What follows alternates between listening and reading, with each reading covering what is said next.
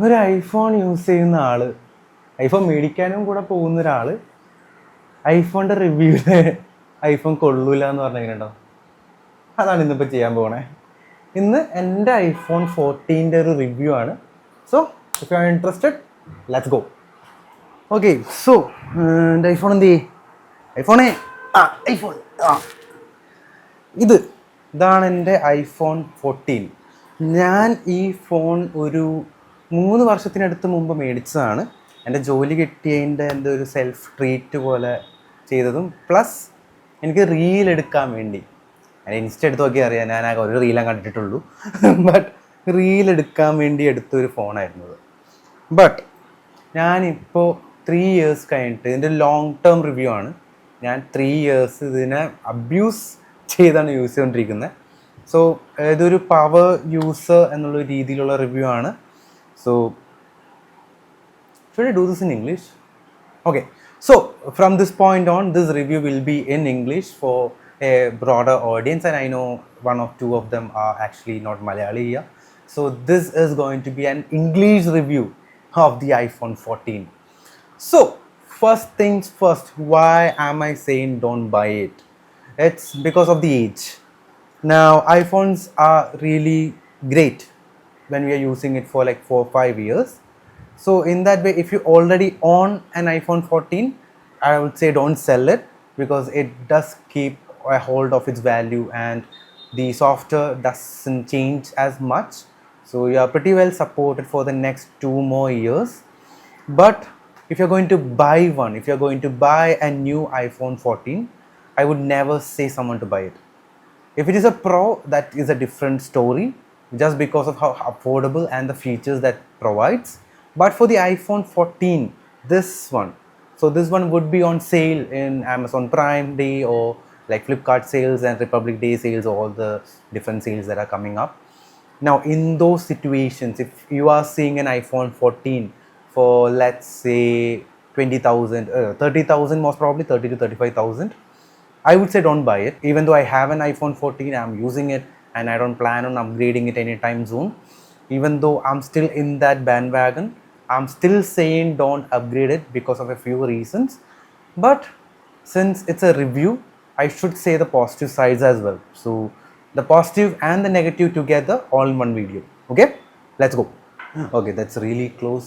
But yeah, this iPhone 14, when I'm saying a review, I usually say the positive sides of a review first, so that people get to know, okay, these are the good sides of someone before they go into the deep end.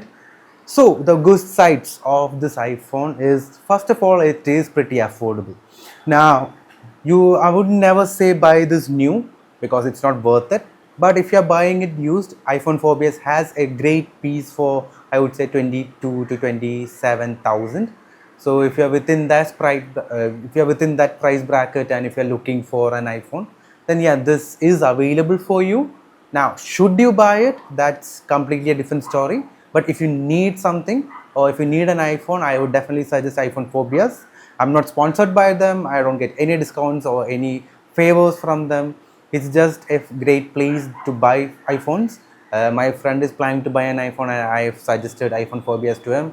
If any person who is looking for second or first hand iPhones, I will definitely suggest iPhone 4S above anyone else. So yeah, again, iPhone 4S, if you're watching this, hey, again, not sponsored, and if you are sponsoring me, I will gladly accept it, because you are one of those sponsors that I would love to work with. But yeah, about this phone and any other iPhones you are going to buy it, go with iPhone 4S. Now that's aside the good sides of this iPhone, so let me just go through that first before I talk about all the negatives. Now the first great side is the display. Now I know it's a 60Hz display, I know that you can get better displays here, but for the price of I would say 27,000, it's a really color accurate display for content creators. It's really helpful for us. Even though it's a 60Hz display, if you're only using 60Hz and you are not planning to like game or stuff like that, I'm not sure if 120Hz is worth it. You can get Android phones for way better rates, which have 144Hz, 165Hz and so on. But 60Hz hasn't bothered me as much. I use another phone, so I have another phone with me. This is a Redmi Note 10 Pro with 120 Hz. So I can see both. I know the difference between the both, and there is a smoothness difference there. But if you're someone who doesn't care about it, if you're someone who's older, more mature, and you're using this just for calls and stuff like that, or just scrolling through Insta, then I don't think 120 Hz is worth the additional expense for you.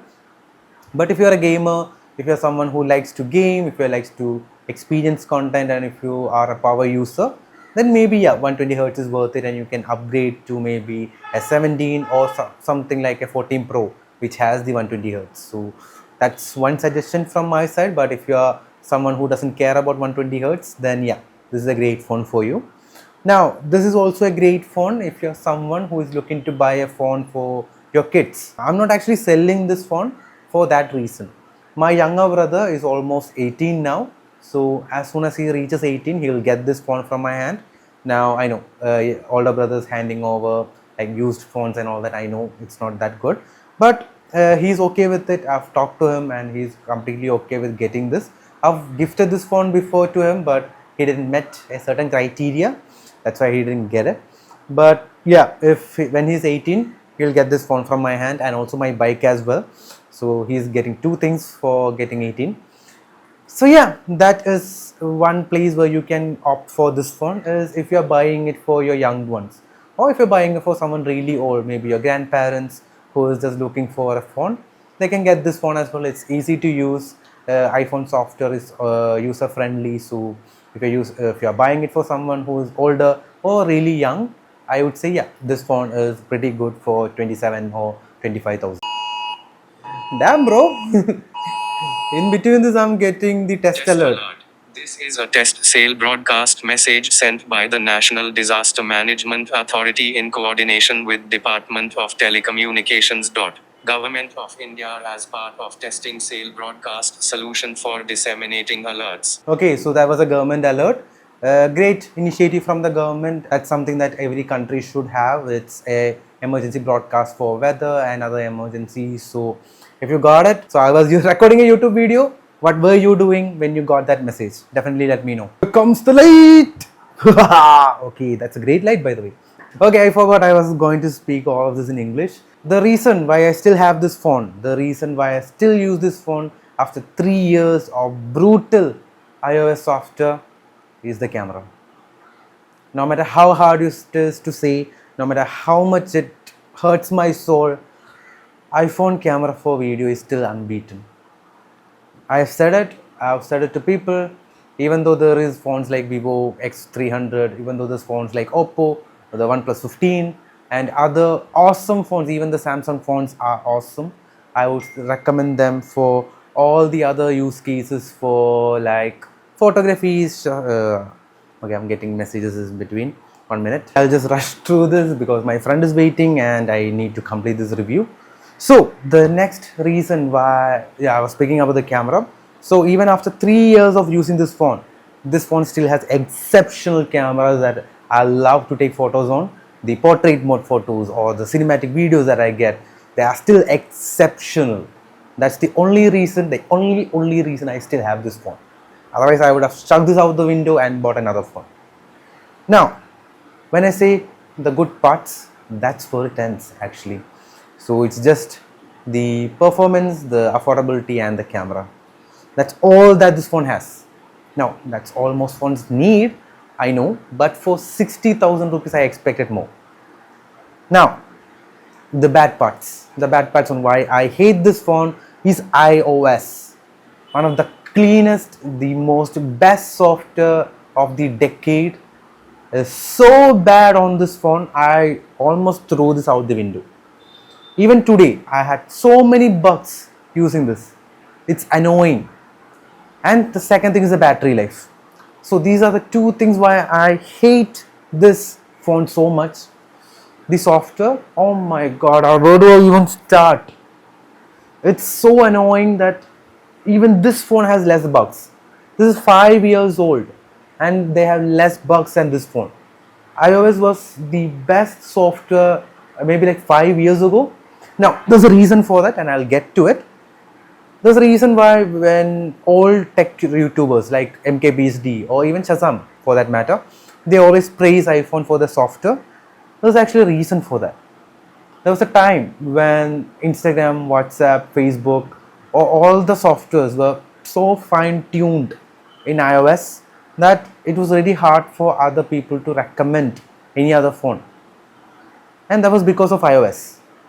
Now, iOS and Android, they are the two major players that we have when we talk about software. Windows is dead, it's buried, I'm sorry, but Lumia was a great phone, but it's down in the barrel now, no one needs it. But Android phones and iOS, they are the predominant players. In the world, Android has the market share, but 5 years ago, even now for that matter, but more 5 years ago, the software players like Instagram, let's say Facebook, owns Instagram, WhatsApp, and everything like that.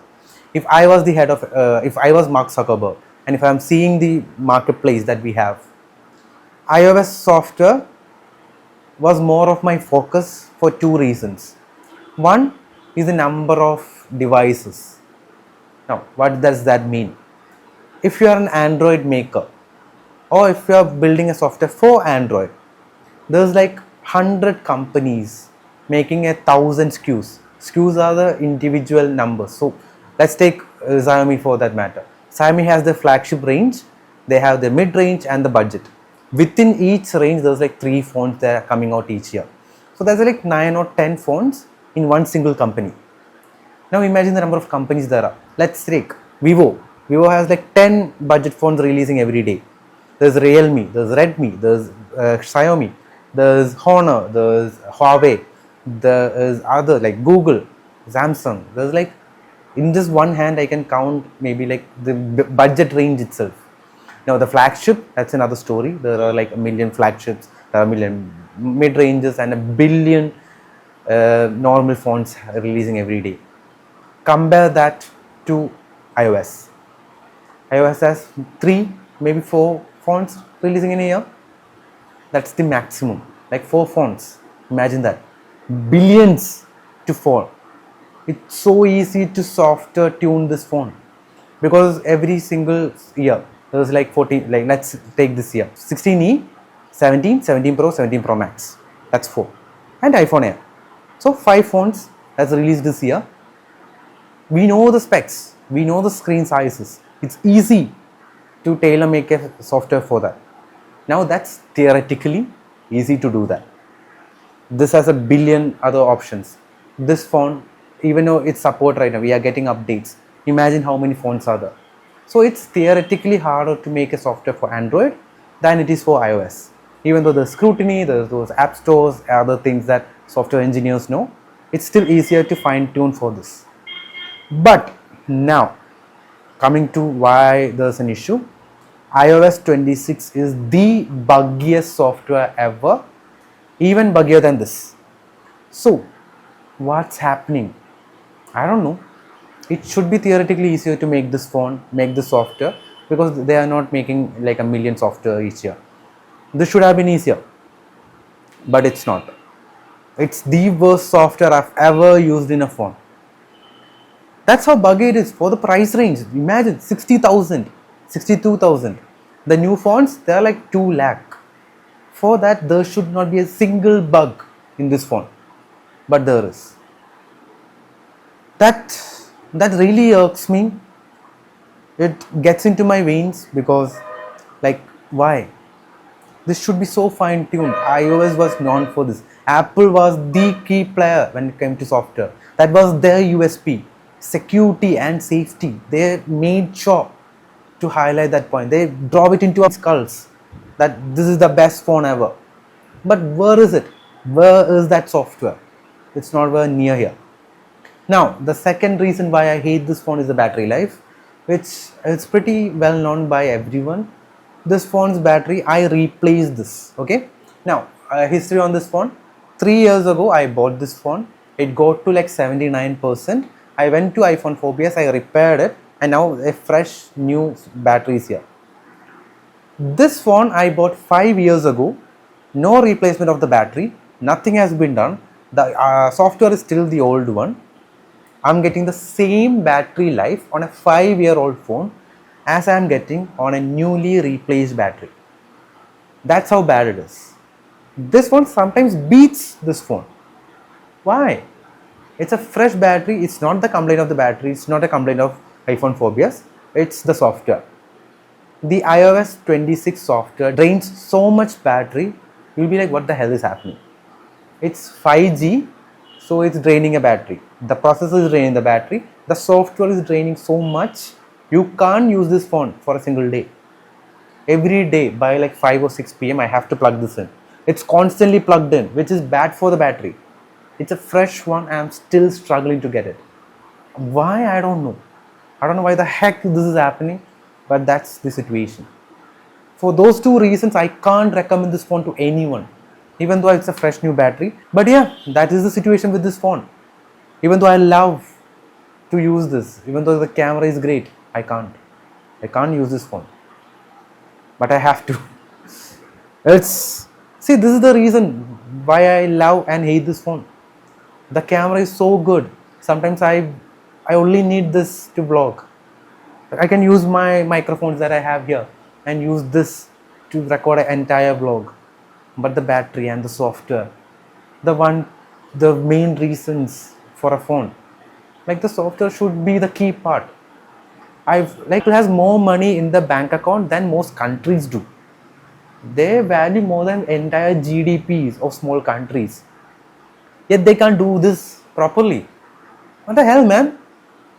So yeah, just a small rant about iPhones and my current situation. Yes, I will update this phone, and yes, it's going to be an iPhone again because I need that camera. I need this freaking thing.